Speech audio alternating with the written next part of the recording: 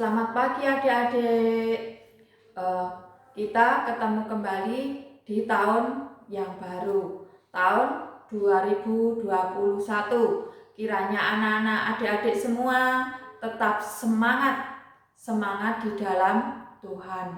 Adik-adik tetap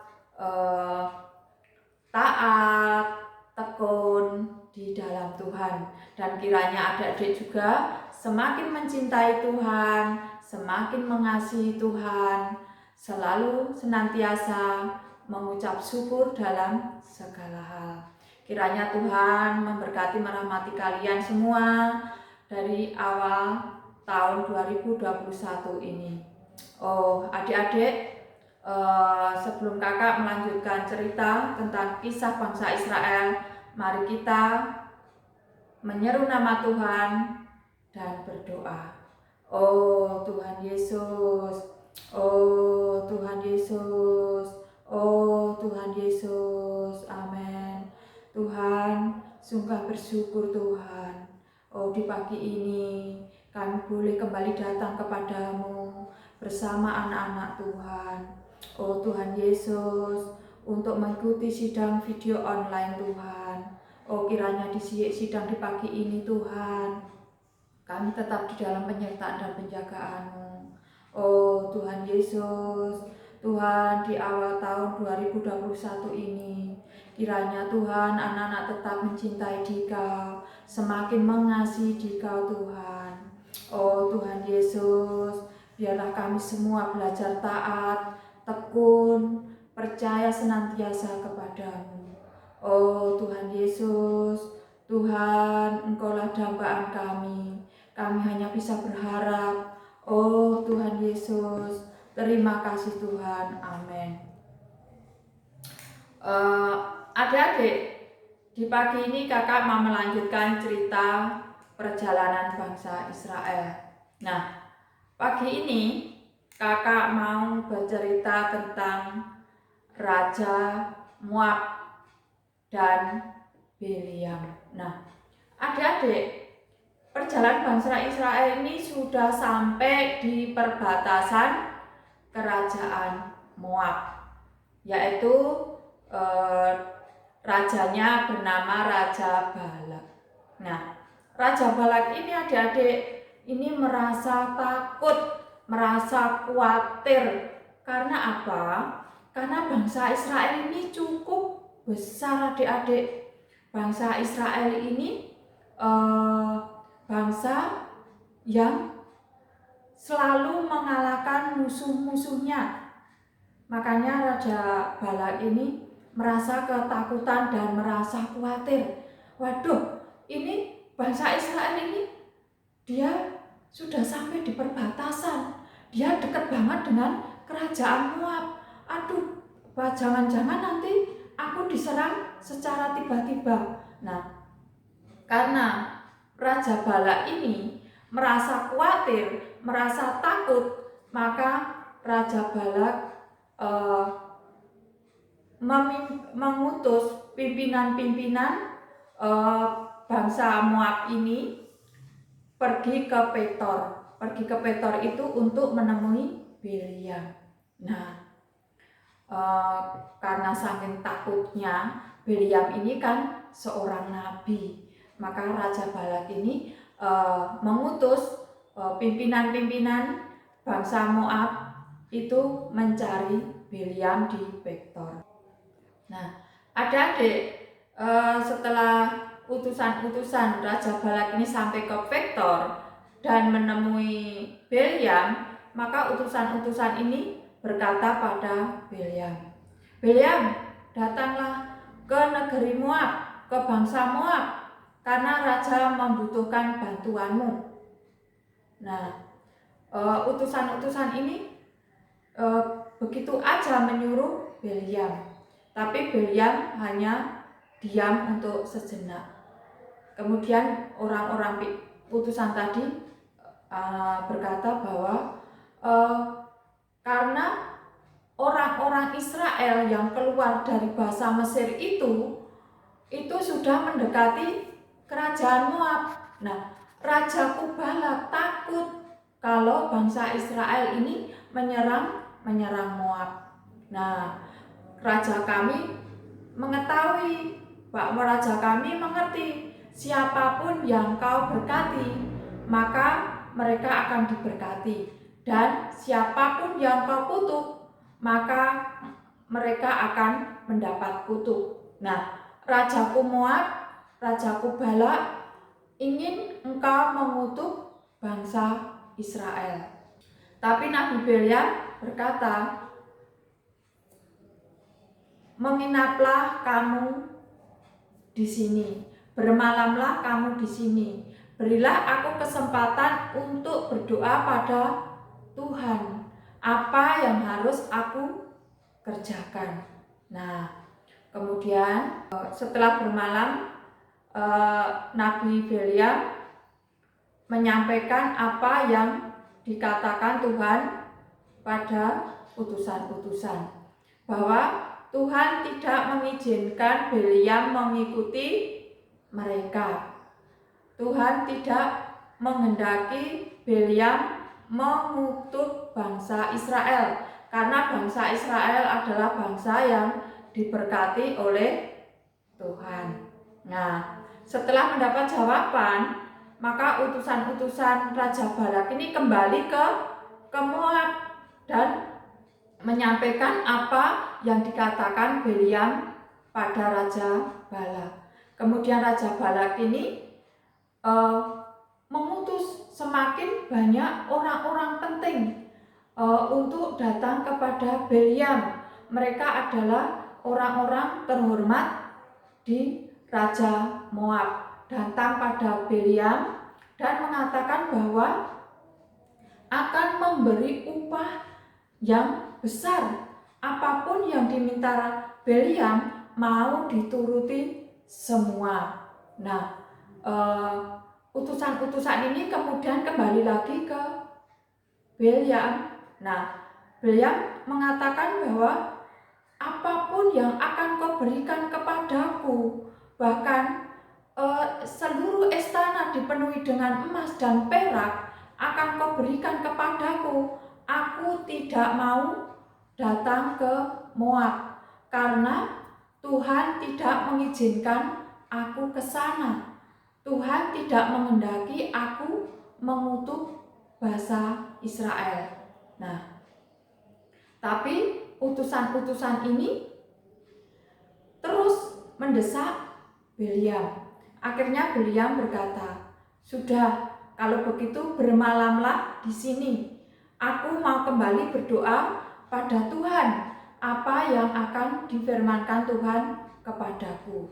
Nah, setelah semalaman Bileam berdoa pada Tuhan, ternyata Tuhan mengizinkan Bileam untuk datang ke Moab. Tapi dengan pesan bahwa Tuhan berpesan pada Bileam, kamu jangan mengatakan apa-apa, katakanlah sesuai dengan firmanku. Nah, pagi-pagi Bileam ini menyiapkan keledai betinanya, dikasih pelana, terus dia pergi ke kerajaan Moab. Nah, di perjalanan ini ternyata Bileam ini pikirannya itu tidak sesuai dengan yang dikehendaki Tuhan. Bileam ini pikirannya, wah, aku nanti setelah aku mengutuk bangsa Israel, aku akan mendapat upah yang besar. Aku nanti akan menjadi kaya raya.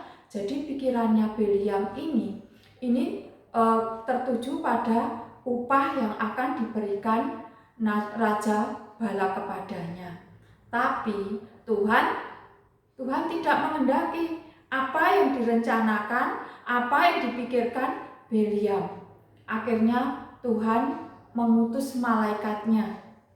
Ya, malaikat ini membawa pedang terhunus adik-adik, tapi Bileam tidak bisa melihat malaikat itu. Yang bisa melihat malaikat itu adalah keledainya adik-adik. Lah, keledai si Bileam ini tadi kan menunggang keledai adik-adik. Jadi yang melihat malaikat yang menghunus pedang tadi keledainya Beliam.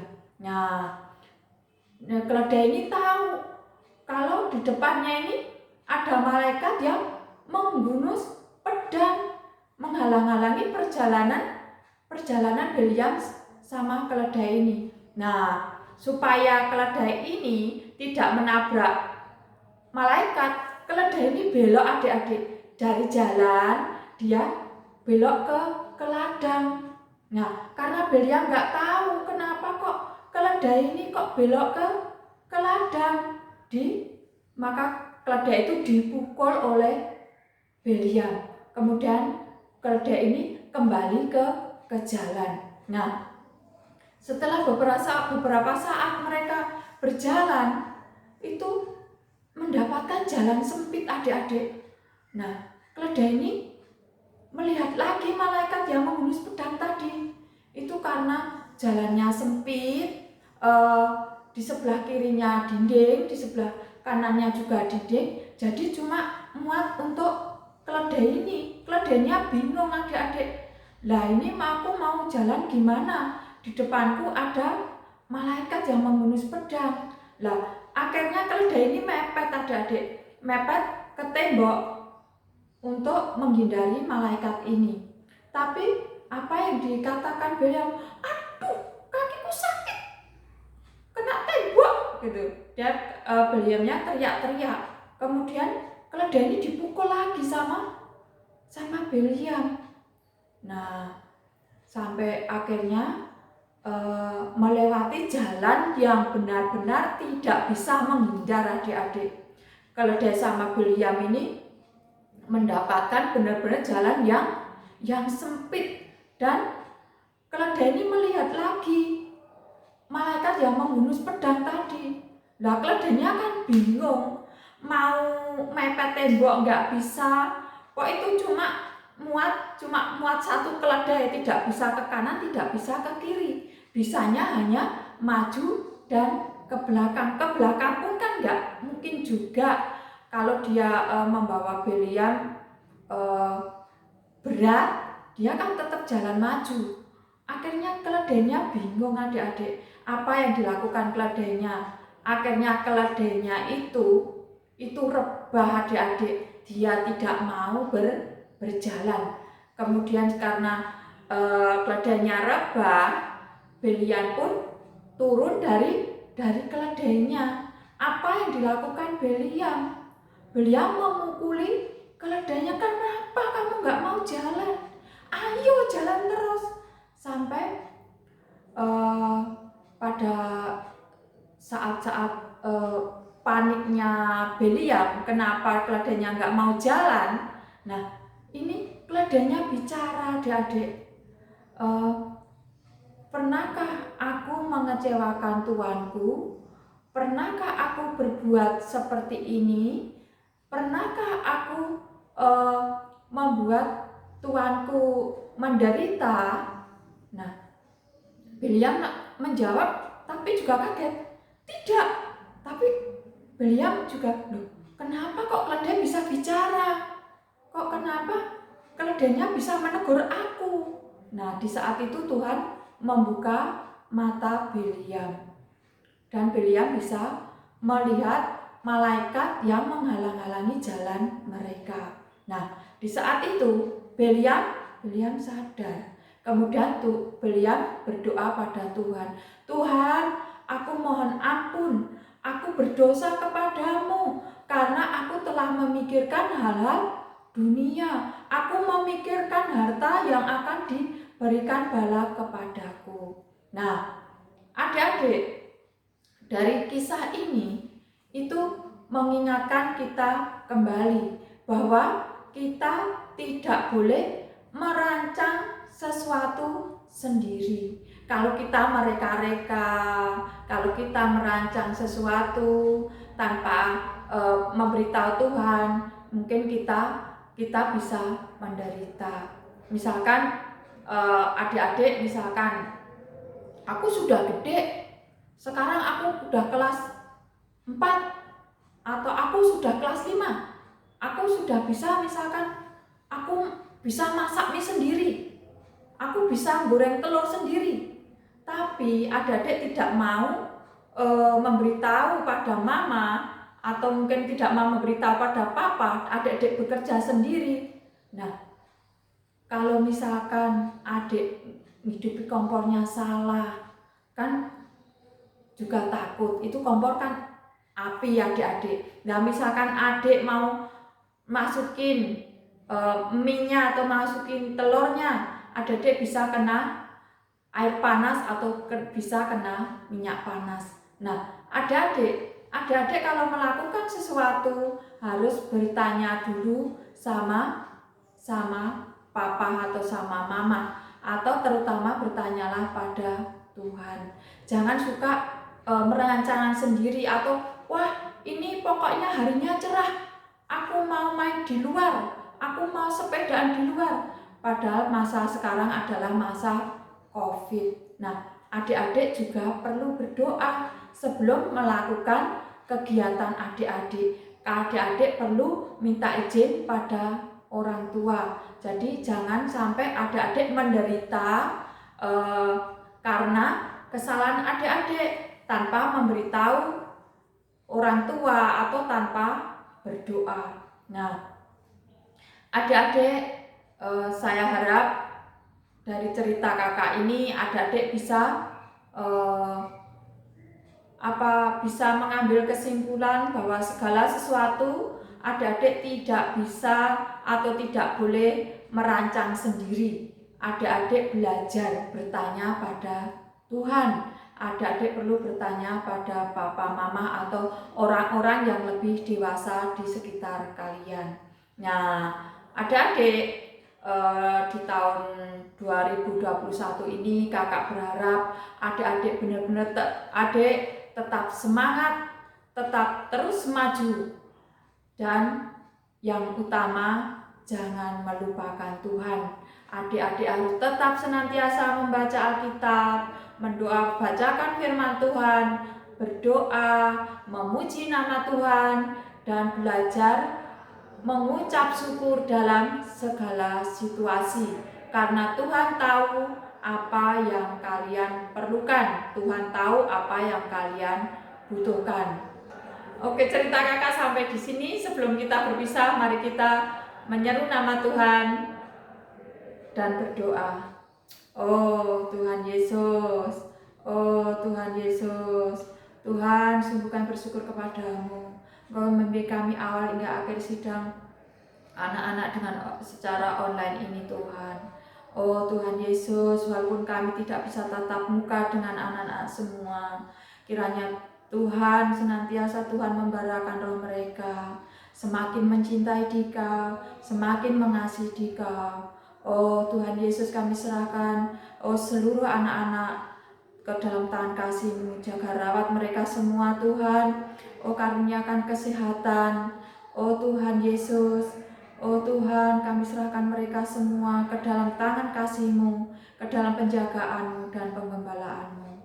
Oh Tuhan Yesus, sungguh Tuhan, kami bersyukur atas tahun 2020 yang telah lalu. Engkau senantiasa ada pada kami semua. Kiranya di tahun ini Tuhan, di tahun 2021 Engkau tetap bersama kami, menyertai kami senantiasa, membimbing menuntun kami ke jalan kebenaran-Mu. Terima kasih Tuhan. Amin.